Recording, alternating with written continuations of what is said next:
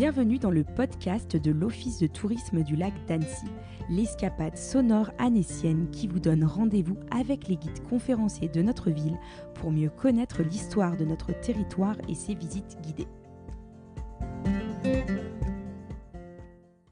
La Haute-Savoie et le bassin annécien ont été le théâtre de nombreux événements durant la Seconde Guerre mondiale. De nombreux témoignages sont encore visibles aujourd'hui.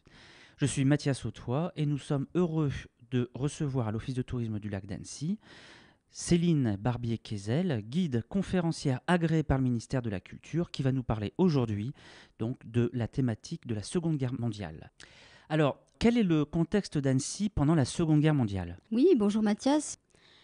Au début de la guerre, Annecy est en zone dite libre et la Haute-Savoie étant un département bien sûr frontalier avec la Suisse, c'est une situation avantageuse pour venir en aide aux personnes qui veulent passer en Suisse, notamment les familles juives. À partir de l'occupation totale du territoire par les Allemands, le 11 novembre 1942, la Haute-Savoie va connaître l'occupation italienne. Cette période ne sera pas très dure pour la population car les soldats italiens, les Alpini, sont plutôt sympathiques et tolérants.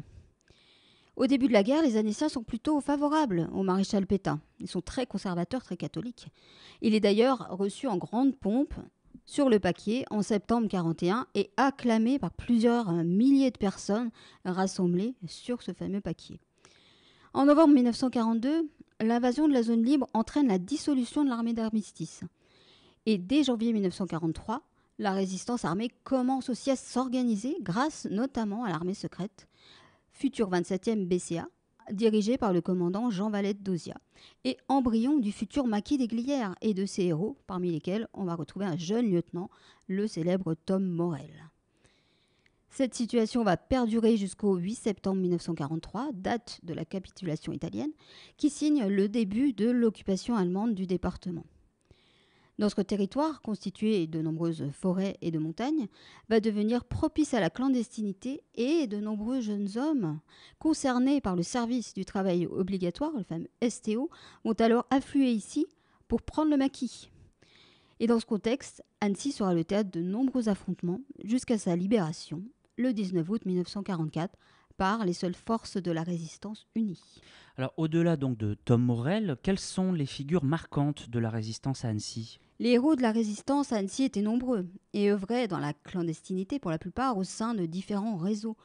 On trouvait de nombreux hommes dont les plus connus sont Pierre Lamy, premier inspecteur du travail de la Haute-Savoie, qui avait son bureau à la préfecture, et François de Menton, propriétaire du château de Menton-Saint-Bernard et cofondateur du mouvement de résistance combat résistant de la première heure. Mais on peut citer aussi l'abbé Camille Folliet qui a joué un rôle fondamental à Annecy en cachant des familles et des jeunes réfractaires du STO, toujours dans son presbytère tout près de la cathédrale. Camille Folliet et Pierre Lamy ont été tués par les Allemands et sont enterrés au cimetière de Lauverchie. Leurs obsèques à tous deux, à ces deux hommes très charismatiques, à la collégiale Notre-Dame de Liesse, avaient rassemblé des foules considérables. De nombreuses femmes aussi ont apporté un soutien logistique et une aide humanitaire non négligeable, au péril de leur vie, et sans connaître la même notoriété que leurs homologues masculins. Nous pouvons évoquer Jeanne Brousse, qui fabriquait des faux papiers à la préfecture également, et hébergeait chez ses parents, boulevard Taine, des enfants juifs. Mais également Flora Saunier et Jeanne Araguin, toutes les deux épouses de restaurateurs annéciens et qui faisaient partie de l'armée secrète, qui avait un grade d'officier, tout comme leurs époux. Toutes les deux furent déportées dans le camp de concentration de Ravensbrück, en Allemagne, mais seule Flora est revenue vivante de cet enfer. Les jeunes filles étaient souvent des agentes de liaison qui transportaient des messages ou des colis d'armes, de tracts, aux différents réseaux de résistance. On les surnommait les filles à vélo. Elles pouvaient parcourir plusieurs centaines de kilomètres en une seule journée pour délivrer leurs messages. On peut citer parmi elles les sœurs Périès, Colette et Louise, qui ont donné d'ailleurs leur nom à un salon de réception de la préfecture. Et aussi Poupée Fournier, c'était son surnom, leur amie, sœur de Marcel Fournier, le futur cofondateur des magasins Carrefour. Comment vivait-on à Annecy pendant la guerre ? À partir de l'arrivée des Allemands en septembre 1943 et jusqu'à la libération de la ville le 19 août 1944, les 10 mois de l'occupation ont été très difficiles pour la population. Le rationnement alimentaire était en place et l'on vivait mieux à la campagne qu'en ville. Tous les produits de consommation courants étaient concernés. Le lait, le beurre, le pain, les œufs, la farine, mais aussi le charbon pour se chauffer et les vêtements, les chaussures aussi. Des barricades très hautes étaient dressées et des panneaux de signalisation en allemand étaient apposés un petit peu partout dans Annecy. Territoire de nombreux maquis, le département était tout particulièrement surveillé, vous vous en doutez, par les Allemands, par la milice aussi, et qui avait réquisitionné de nombreuses villas et hôtels dans la ville d'Annecy. On peut citer l'hôtel Carlton, le splendide hôtel aussi, qui était d'ailleurs le siège de la commande d'Antour. À partir du 31 janvier 1944, l'état de siège est décrété et l'étau se resserre en Haute-Savoie. Des couvre-feux sont mis en place, la population est de plus en plus surveillée et les arrestations se multiplient. Le maquis des Glières commence à la même date. Le lieutenant Tom Morel monte au plateau des Glières avec une centaine d'hommes afin de récupérer des armes parachutées par l'aviation anglaise pour armer les forces de la résistance. C'est le début de ce fameux maquis qui durera presque 2 mois jusqu'au décrochage le 26 mars 1944.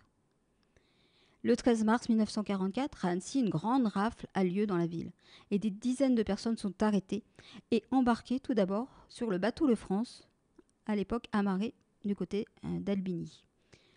À partir du printemps 1944, résistants et maquisards sont tellement nombreux à avoir été arrêtés par la milice ou la Wehrmacht qu'il faudra ouvrir 12 lieux de détention à Annecy.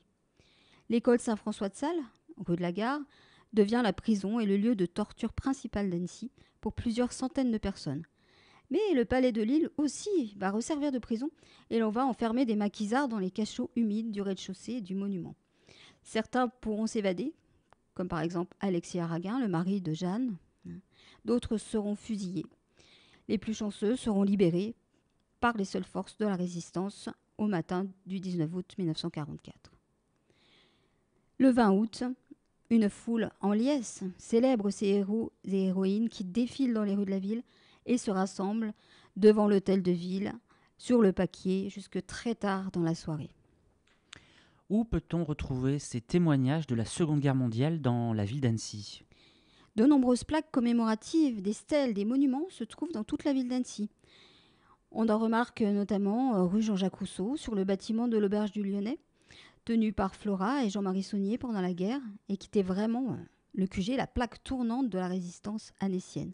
Tous les chefs de réseau s'y retrouvaient. Le couple Saunier reprendra son activité de restauration à la Libération. Passage de la cathédrale également. Une plaque évoque le souvenir de Camille Folliet, l'abbé catholique, et aussi du pasteur Paul Chapal et de sa femme Odette. La même plaque est d'ailleurs apposée à l'entrée du temple protestant, square de Lattre de Sassigny, près de la gare. Puis, devant l'hôtel Splendide, une plaque nous rappelle qu'il était le siège de la commande d'Antour allemande et c'est là que fut signée la reddition allemande le 19 août 1944 par le commandant Nizier. Enfin, bien que l'école ait été détruite il y a une quinzaine d'années, on trouve aussi une plaque et 3 stèles en face de l'école Saint-François à l'emplacement de cette école et ce collège avenue de la Gare.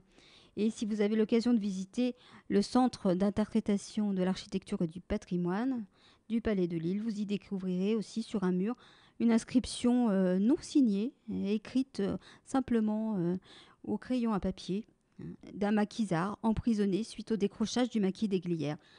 Et il a écrit, ce maquisard anonyme, « Ah, qu'on est bien en prison. Cette fois-ci, nous y sommes pour de bon, mais espérons en notre délivrance qui viendra avec celle de la France. » C'est toujours émouvant, j'en ai toujours à la chair de poule quand je lis ce témoignage. Alors, question pratique, comment est-ce que l'on peut faire pour assister à ce type de visite ? Ce type de visites sont proposées régulièrement. Il faut vraiment consulter nos brochures, les rendez-vous à Annecy qui sont édités plusieurs fois dans l'année, ou bien sur simple demande, sinon, que ce soit au service patrimoine de la ville d'Annecy, sur le site internet des musées également, vous pouvez réserver en appelant. Et également, elles sont proposées aux scolaires, un public scolaire, puisque c'est un devoir de mémoire quand même de transmettre cette histoire de la résistance à Annecy et tous ces faits d'armes qui ont eu lieu sur notre territoire. Merci beaucoup Céline donc pour toutes ces explications, ces précisions. Merci à tous pour votre écoute et à très bientôt pour un prochain podcast. Merci à tous d'avoir suivi ce podcast. Si vous l'appréciez, n'hésitez pas à vous abonner, nous mettre des étoiles ou des commentaires sur votre plateforme préférée. Retrouvez l'intégralité de nos épisodes sur notre site lac-annecy.com et sur notre chaîne YouTube Lac Annecy Tourisme. À bientôt dans la destination Lac Annecy.